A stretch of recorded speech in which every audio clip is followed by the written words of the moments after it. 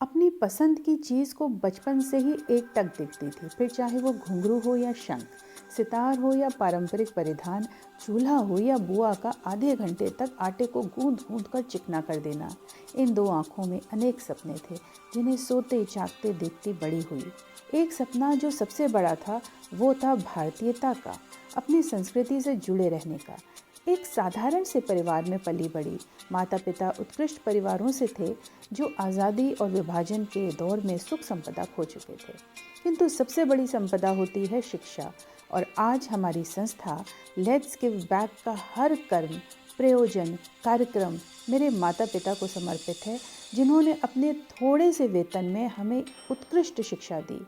ये उनका कर्म था जो उन्होंने अदा किया, और अब हमारा कर्म है, हमारा सपना जिसे आंखों में मूंदे मस्तिष्क में विकसित करती मैंने अपने जीवन का संपूर्ण ज्ञान इस सपने में संजो दिया।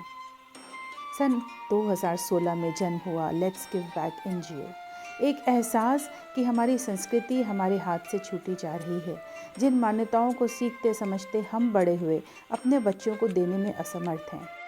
अपनी संस्था के सौजन्य से मैंने इवेंट्स के द्वारा भारतीय संस्कृति की हर मान्यता को उजागर करने में तन मन धन लगा दिया, और जन्म हुआ अनेक कार्यक्रमों का जिनमें समाया हमारा देश और उससे जुड़ी संस्कृति, गीत, संगीत, नृत्य, हस्तकला, साज सज्जा, श्रृंगार, खान पान, वेशभूषा, भाषा।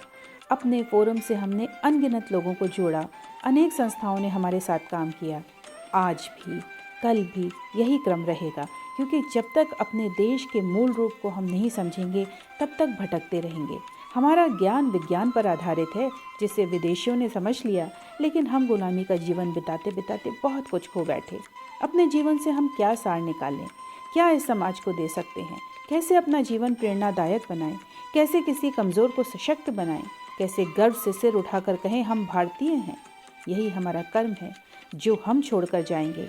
माता पिता ने जो पथ प्रशस्त किया, हम उसमें और अधिक उजाला भरकर ही दम लेंगे, ऐसा हमारा वादा है। नहीं पता था कि 5 सितारा hotel, Rashtrapati Bhavan, craft museum और अनेक उत्कृष्ट स्थान हमारे मिशन का कार्यक्रम स्थल बनेंगे।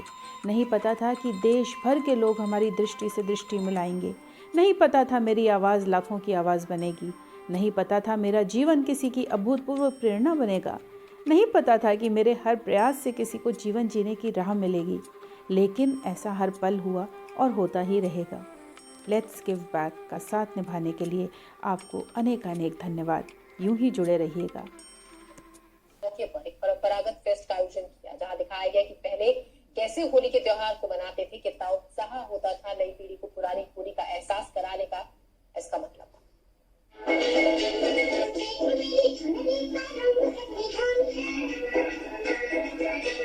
जहां देश के कोने कोने से आए कलाकार ये एहसास दिलाने की कोशिश कर रहे हैं कि कैसे पहले होली जैसे त्योहारों के रंग एक हफ्ते पहले से चढ़ जाया करते थे, लेकिन आज हम अपने त्योहारों पर डीजे डांस और पश्चिमी खान पान का लेप लगाकर उन्हें भूलते जा रहे हैं। जो हमारा था कि 8 दिन तक होली मिलन का समारोह चलता था, सांस्कृतिक कार्यक्रम होते थे, हमारा भारतीय संगीत होता था, उसके होरी होता था, ठुमरी होती थी, फाग होता था, वो सब अब हमें नहीं मिलते हैं। डीजे और पूल पार्टी का एक माहौल सा बन गया है। तो मुझे ये अपना प्रयास लगता है, और मैं अपने जितने भी कार्यक्रम है उसमें अपनी जो भारतीय संस्कृति है उसको वापस लाने का एक प्रयास करती हूँ। उसमें बहुत सारी चीजों को जोड़ के देती हूँ।